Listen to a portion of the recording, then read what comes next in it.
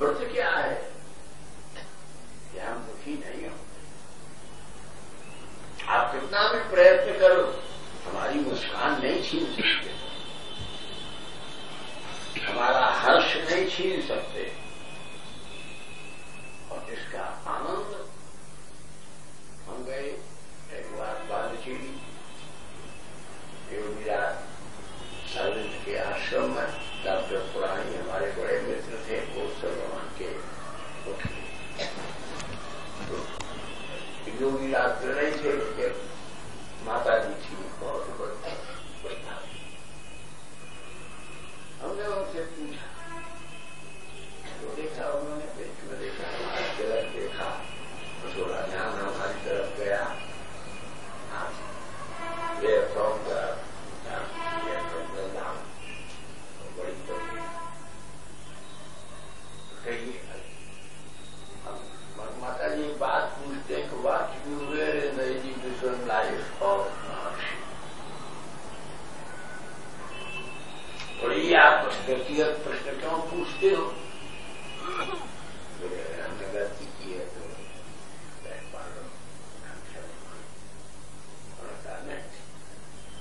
I was always is samadhi, nothing else.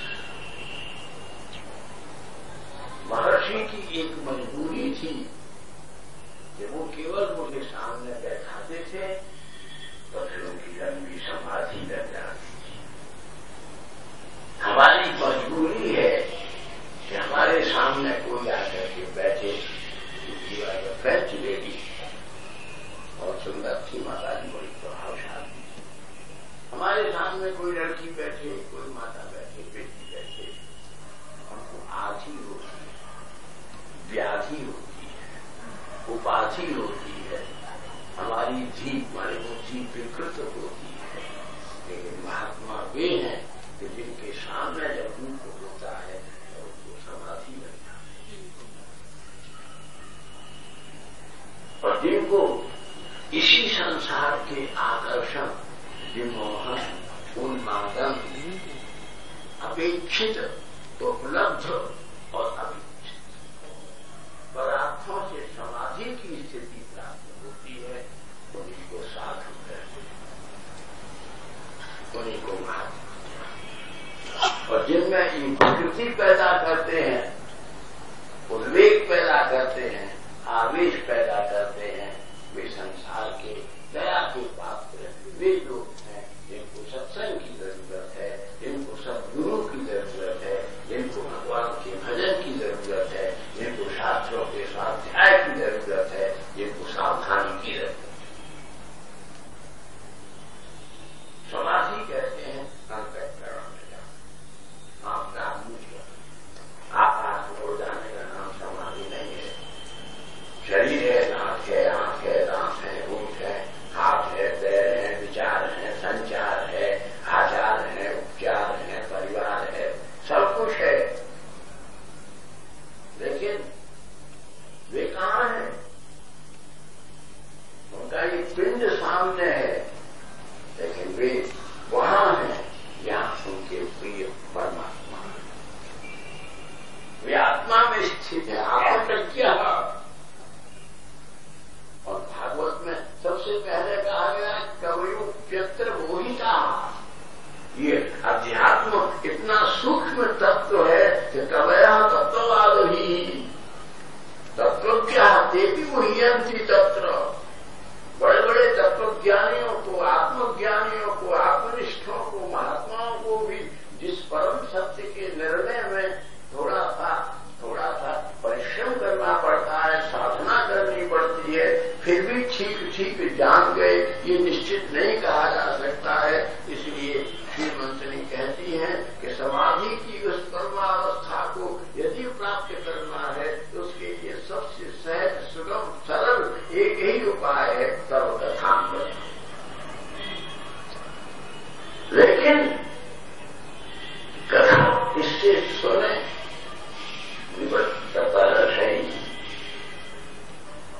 ये कोई तहस नहीं आता।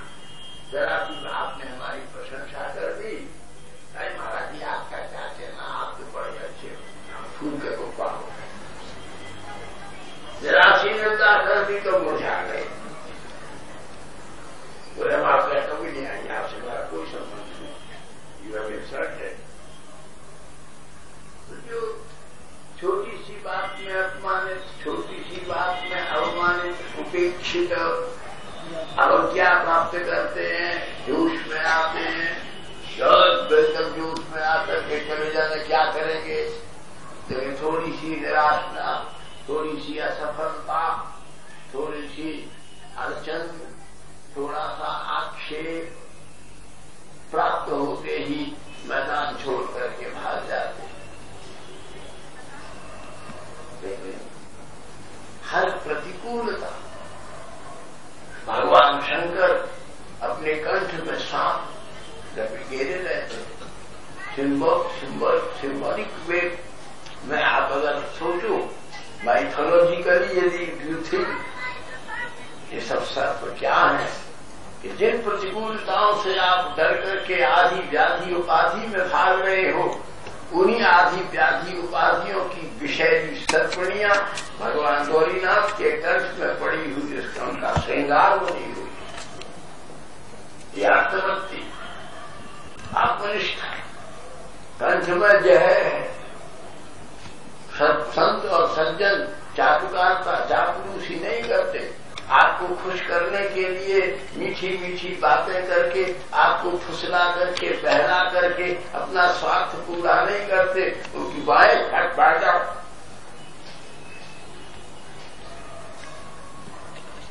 वो उनकी वाणी में थोड़ी स्पष्टता, very obviously they give their expression.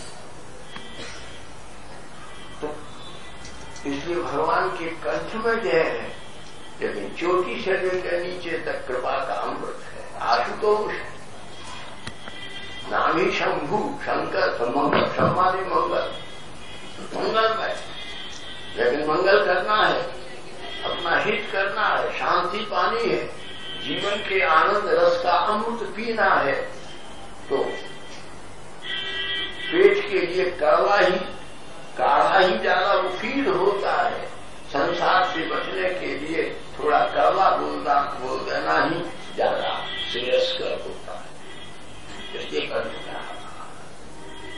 माथे पर गंगा की धारा है, जिनके मस्तिष्क में के भीतर अमृतमयी आध्यात्म चिंतन की दिव्य धारा कल्लोलनी होकर के प्रवाहित होती रहती है।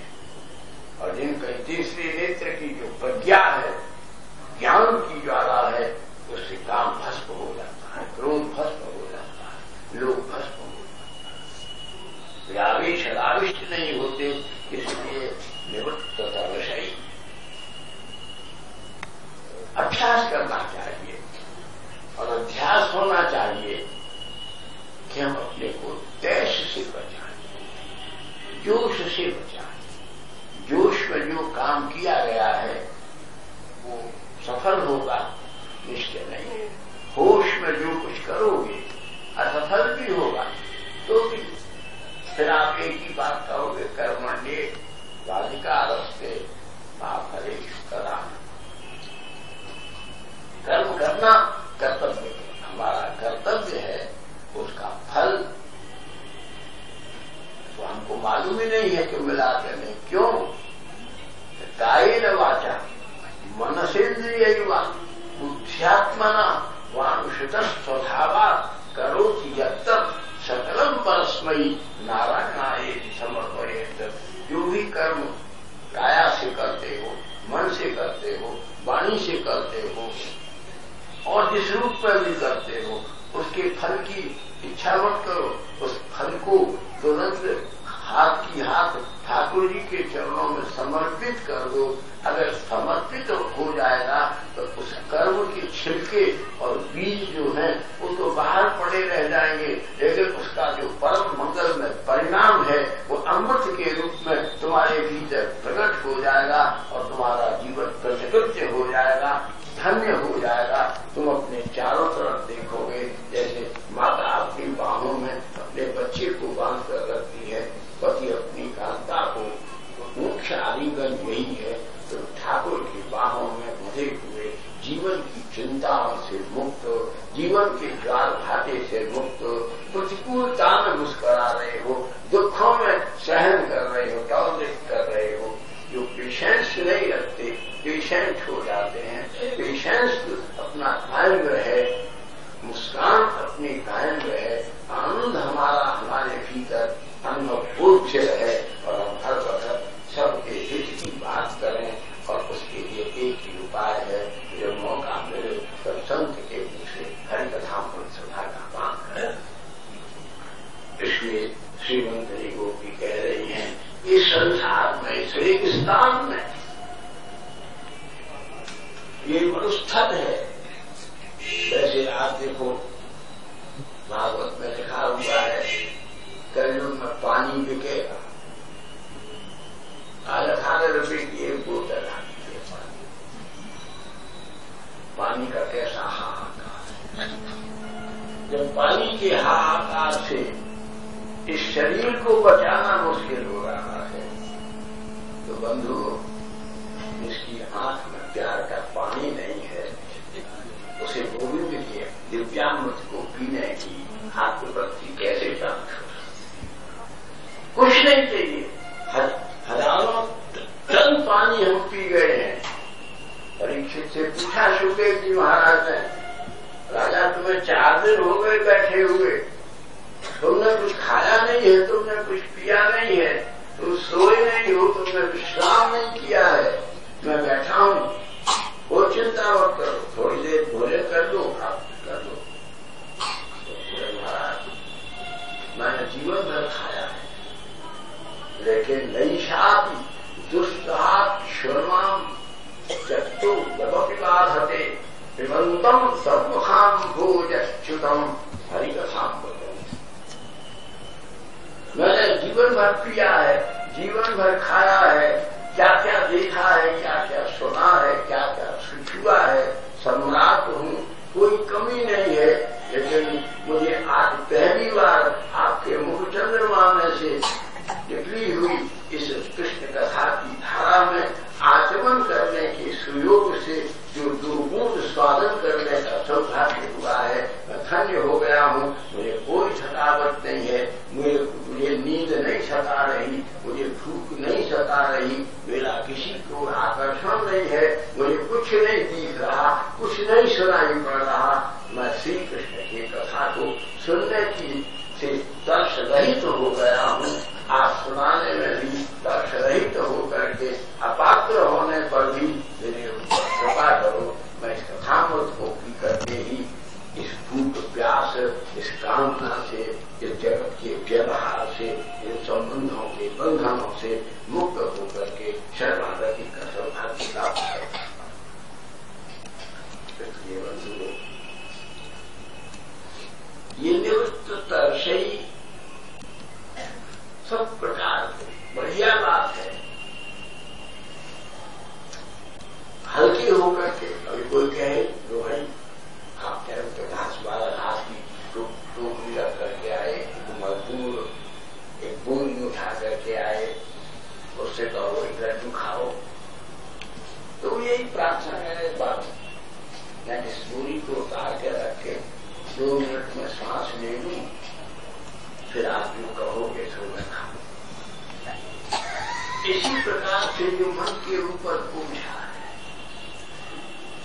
जो बुद्धि के, जो स्ट्रेन तुम्हारे ब्रेन में है, जो टेंशन तुम्हारे दिमाग में है, ग्रीवियंस है, सॉरोज एंड वरीज, इनकी सराउंडिंग्स में आप फंसे हुए हो। थोड़ा आत्मविश्वास पूर्वक जननी के दूध के साथ में लिए हुए थोड़ी सी श्रद्धा के अमृत के साथ किसी अच्छे संत के मुख से थोड़ी देर आश्वस्त होकर के धैर्यपूर्वक यदि भगवत कथामृत पान करोगे तो क्या होगा? तब कथा मृतम, तुम्हारी कथा से रूप मर जाएंगे, राग मर जाएंगे, विघ्न व्यवधान मर जाएंगे, गाथाएं मर जाएंगी, जीवन की अचेतनाएं मर जाएंगी, असत मर जाएगा। तो सद होकर के, नित्य होकर के, शाश्वत होकर के, सनातन होकर के, सिद्ध होकर के, आत्मनिष्ठ होकर के जीवन के परम रस अमृत के सेवन करने के सब